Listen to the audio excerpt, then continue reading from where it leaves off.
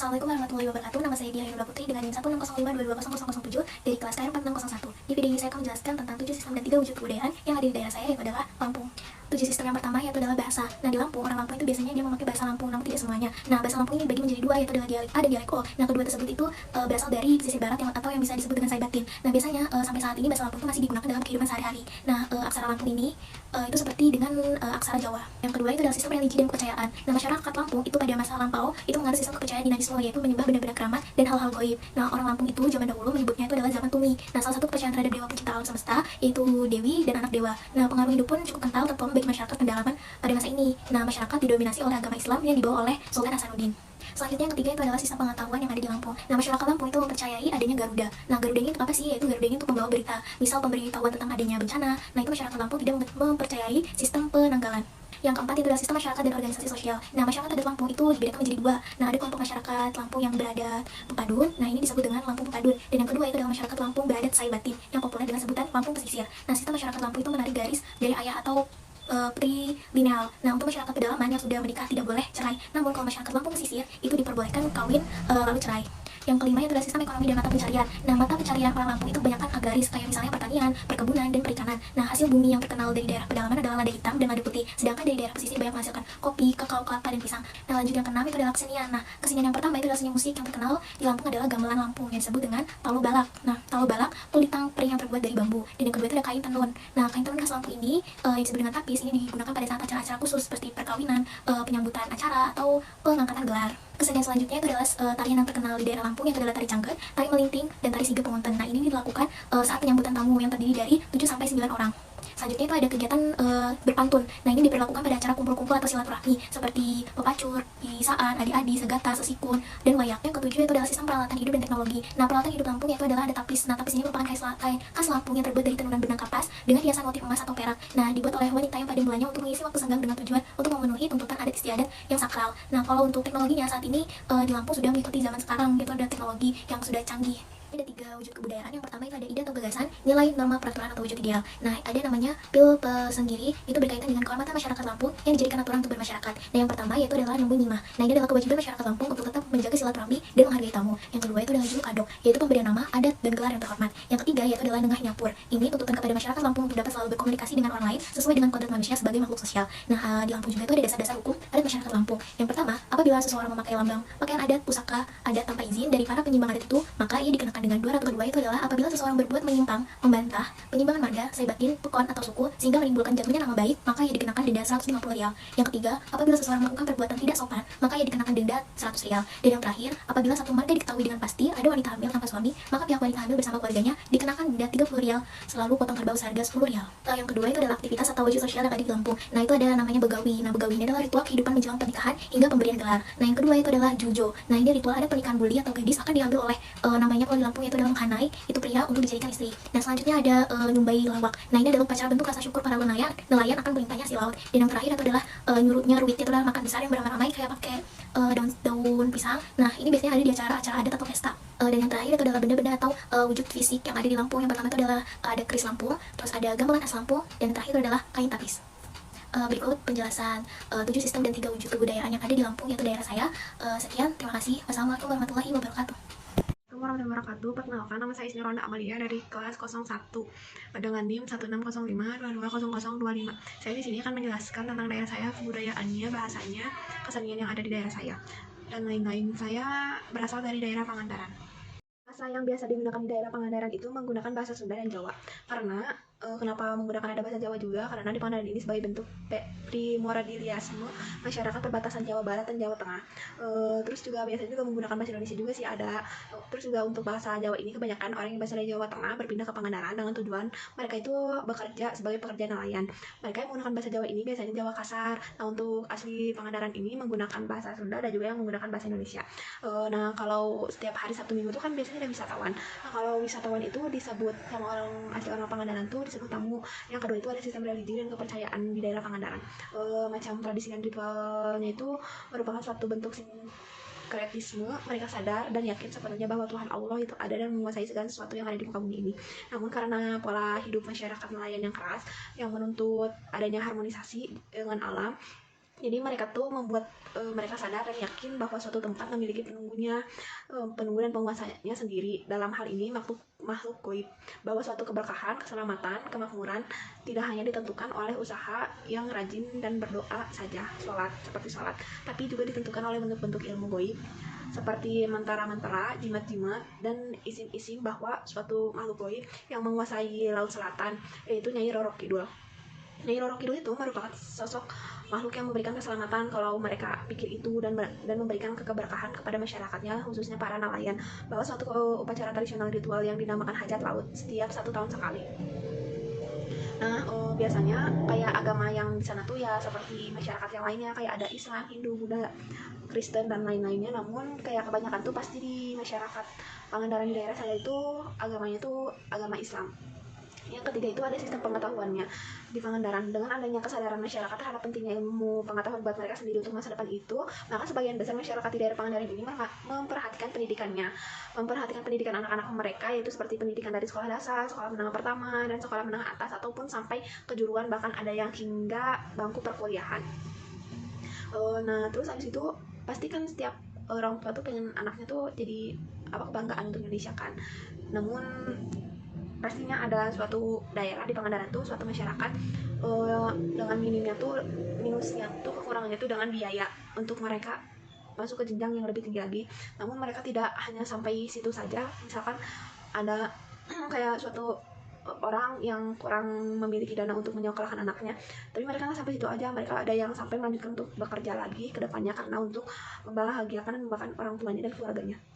Yang keempat itu sistem masyarakat di Pangandaran. Sistem masyarakat di daerah Pangandaran ini masih berkelompok, dan juga di daerah ini terdapat organisasi diciptakan untuk kebutuhan masyarakat, untuk pengawasan dan kekuasaan di dalam masyarakat, membantu setiap individu yang ada di dalamnya agar dapat meningkatkan pergaulan serta memanfaatkan waktu luang secara lebih optimal, lebih bermanfaat lagi.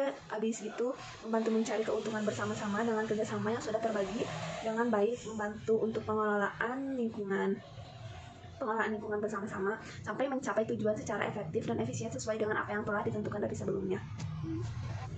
Sistem ekonomi dan mata pencaharian di Pangandaran ini mayoritasnya pasti kebanyakan nelayan. Kenapa nelayan? Karena mereka itu lebih berdominan pantai kebanyakan.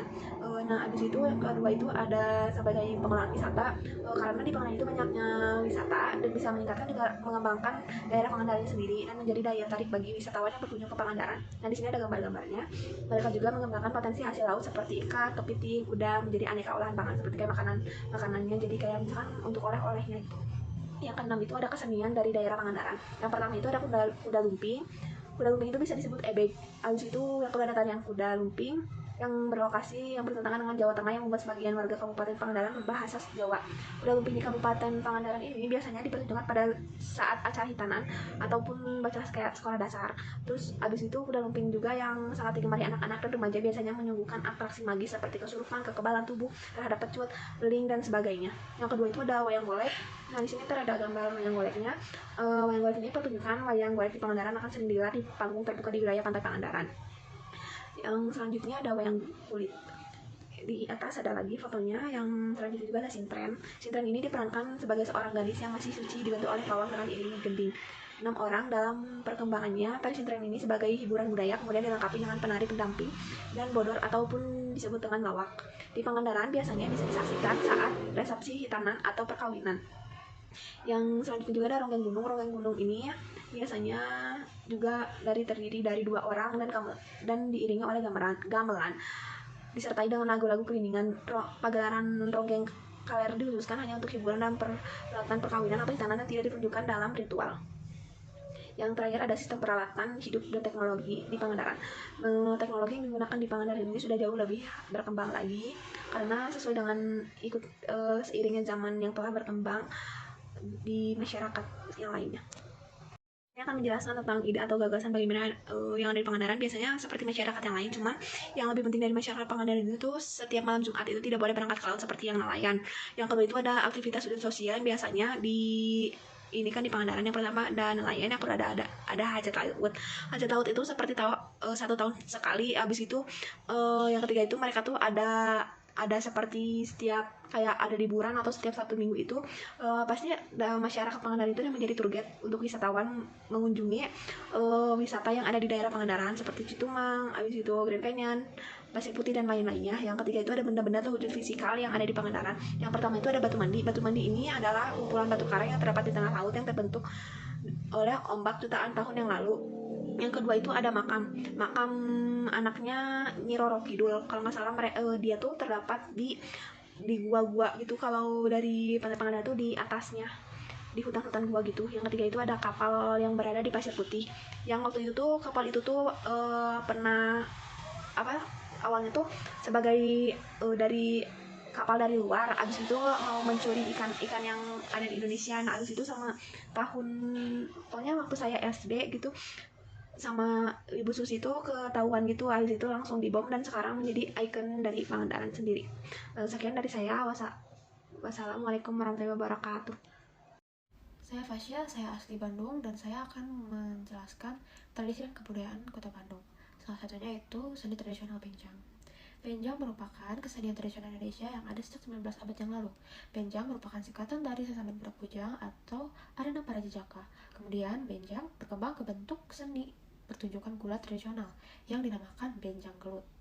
Kesenian Benjang banyak ditemukan di wilayah Bandung Timur, diantaranya yaitu Kecamatan Cileunyi, Kecamatan Cilengkrang, dan Kecamatan Cimenyan, Kabupaten Bandung. Ada cerita panjang yang bergulir mengelilingi bela diri yang lahir dari permainan ini. Mulanya sekelompok pemuda yang punya hobi bela diri membentuk perkumpulan berkedok seni melalui jalur agama. Kedok ini dibuat lantaran rezim kolonial tak menghendaki pemuda inlander bebas berlatih bela diri. Rezim khawatir inlander bisa menghimpun kekuatan dan memicu pemberontakan di Karesidenan Ujung Berung. Ruda tarian yang tumbuh bersamaan dengan penyebaran Islam di Nusantara menjadi wadah pemuda untuk memadukan kesenian dan bela diri. Pegiat Benjang kemudian menambahkan musik ke dalam permainan Benjang. Musik ini disebut waditra.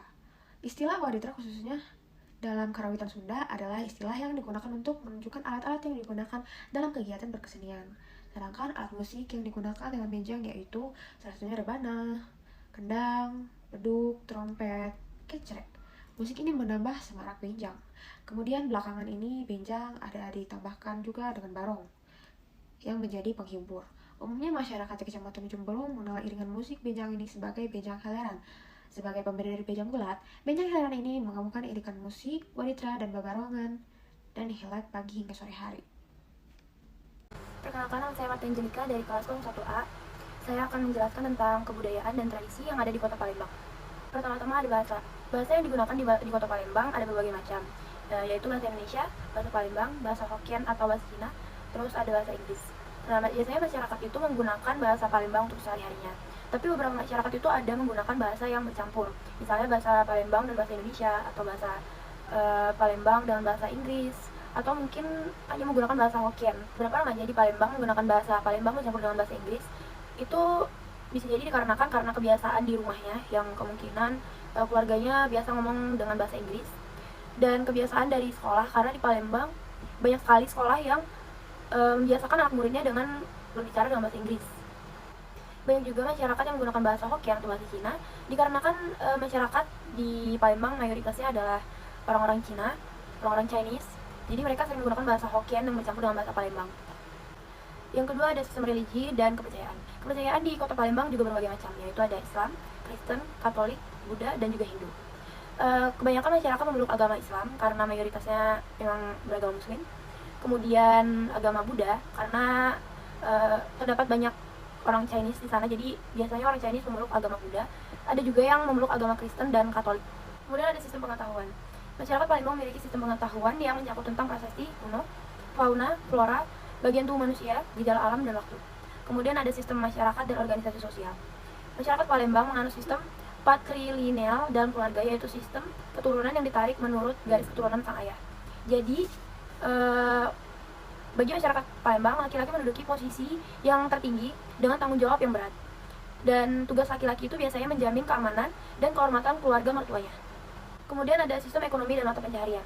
Mata pencaharian penduduk Palembang itu sebagian besar sebagai petani, nelayan, dan pedagang. Contohnya adalah orang-orang Chinese yang memiliki toko dan mereka membuka usaha pertokoan di Palembang, dan itu banyak sekali.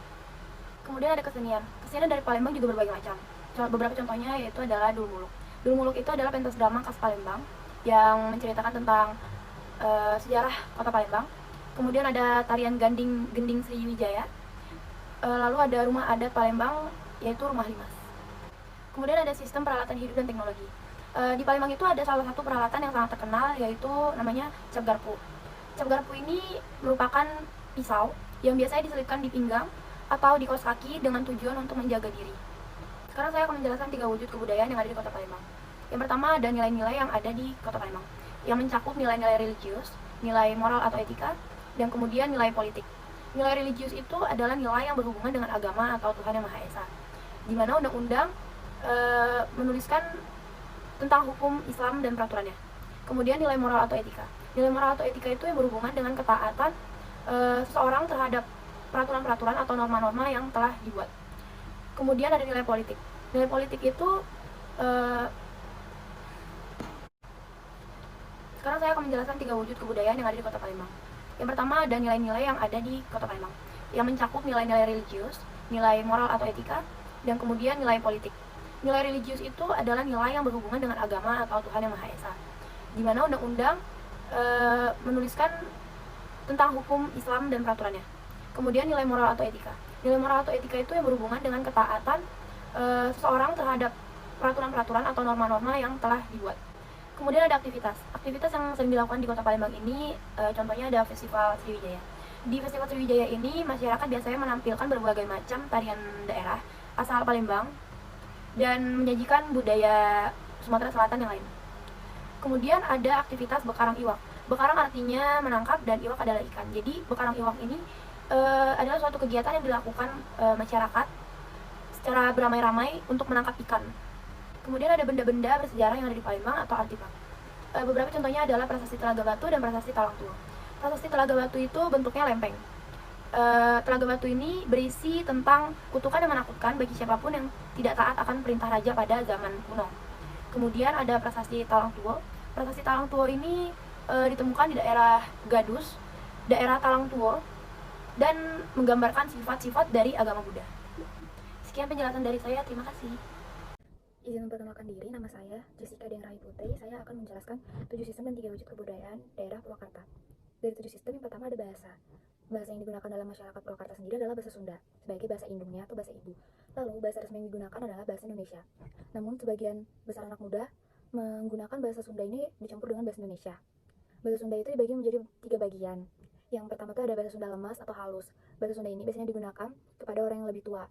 Lalu bahasa Sunda sedang biasanya digunakan antara orang yang sederajat, baik status sosialnya ataupun usianya. Yang terakhir ada bahasa Sunda kasar, biasanya digunakan kepada orang yang berstatus lebih rendah. Bahasa Sunda sendiri terdiri dari 2 unsur, yaitu unsur lisan dan unsur tulisan. Lalu ada sistem religi dan kepercayaan. Mayoritas penduduk yang tinggal di Purwakarta ini memeluk agama Islam atau Muslim, lalu sisanya adalah non-Muslim. Jadi bisa diambil kesimpulan kalau masyarakat Purwakarta adalah masyarakat yang beragama. Lalu sistem pengetahuan. Perkembangan ilmu pengetahuan melalui globalisasi saat ini sudah sangat baik, karena dengan hadirnya fasilitas teknologi yang dapat membantu persebaran pengetahuan dan informasi ke masyarakat, yang sangat berguna dalam mempermudah masyarakat dalam memilih sebuah institusi pendidikan untuk semua jenjang tingkatan, baik pada sekolah dasar hingga perguruan tinggi. Di Purwakarta sendiri sudah memiliki universitas seperti UPI, Universitas Purwakarta, Universitas Kertamulia, dan lain sebagainya. Sistem masyarakat dan organisasi sosial. Sistem masyarakat dan organisasi sosial yang ada pada suku Sunda menganut sistem kekerabatan bilateral, yaitu sistem garis keturunan yang mengikuti dari kedua orang tua. Bentuk keluarga yang terkenal adalah keluarga Batik, yaitu suami, istri, dan anak. Pada saat menikah, suku Sunda itu tidak ada keharusan untuk menikah dengan suku tertentu, asalkan mereka tidak melanggar ketentuan agama. Di suku Sunda terdapat 7 generasi dari atas ke bawah. Yang pertama adalah 7 generasi ke atas, yang terdapat kolot, embah, buyut, bau, cenggiwareng, udek-udek, dan gantung siwur. Kemudian terdapat 7 generasi ke bawah antara lain anak, incu, buyut, bau, cenggiwareng, udek-udek, dan gantung siwur. Sistem ekonomi dan mata pencarian. Pertanian masih merupakan salah satu mata pencarian terbesar di Purwakarta selain buruh pabrik dan peternak. Hal ini dikarenakan di daerah Purwakarta itu masih memiliki area pesawahan yang bisa dibilang cukup sangat luas. Di dalam pertanian ini juga terdapat unsur budaya yang sangat kental di dalamnya. Selain itu juga terdapat kerajinan keramik khas Plerat yang merupakan hasil aktivitas kreativitas sebagian masyarakat. Dan kerajinan ini sekaligus dijadikan sebagai mata pencarian. Selanjutnya ada kesenian. Dalam kesenian ini terdapat 4 komponen, yaitu ada seni rupa, seni suara, seni gerak, dan peninggalan bersejarah. golek merupakan unsur dari seni rupa, di mana kesenian wayang golek ini menjadi warisan leluhur suku Sunda yang memiliki makna sakral bagi budaya Sunda maupun keseluruhan budaya, dengan unsur yang terkandung di dalamnya, baik religi, sosial, mata pencarian, teknologi, bahasa, dan pengetahuan. Wayang golek masih cukup digemari oleh masyarakat Purwakarta, biasanya digelar sebagai ajang hiburan seperti saat acara hajatan. Lalu kesenian suara. Pada kesenian ini salah satunya tuh terdapat kentongan. Kentongan termasuk alat komunikasi dan juga musik yang menghasilkan suara dan harmoni yang cukup unik. Kentongan sendiri memiliki fungsi sebagai salah satu alat penanda ketika terjadi bencana, kemalingan, dan juga alat ronda malam. Setelah seni suara, terdapat seni gerak atau seni tarian. Terdapat tari jaipong dari Jawa Barat yang merupakan sebuah hiburan dan juga tari pergaulan bagi masyarakat Sunda. Tarian ini kadang digunakan untuk menyambut tamu. Tari jaipong memiliki ciri khas dan makna berupa nilai keceriaan, eksotisme, humanis, semangat, kesederhanaan, dan spontanitas. Kemudian ada tari tradisional pembukaan yang biasanya ada pada saat pembukaan acara yang sering dipertunjukkan di kota Purwakarta. Dalam setiap acara, baik acara besar maupun kecil. Dan terakhir terdapat unsur budaya peninggalan bersejarah, di mana kata kencana dan permainan tradisional yang menjadi warisan bersejarah serta mengandung makna dan bentuk transformasi tradisi dari generasi terdahulu hingga sekarang. Kata kencana melambangkan kewibawaan daerah Purwakarta sendiri, dan pada permainan tradisional kebanyakan menggunakan bahan-bahan dari alam seperti bambu, batu kelapa, tanah, dan sebagainya. Permainan tradisional biasanya dimainkan di luar rumah ataupun di alam bebas. Lalu ada sistem peralatan hidup dan teknologi. Sistem peralatan hidup dan teknologi terbagi menjadi beberapa unsur, di mana terdapat sistem peralatan masyarakat Sunda, yaitu kujang yang merupakan senjata tradisional yang disimpan sebagai pusaka dan kerap digunakan untuk melindungi diri atau rumah dari bahaya dengan meletakkannya di atas tempat tidur.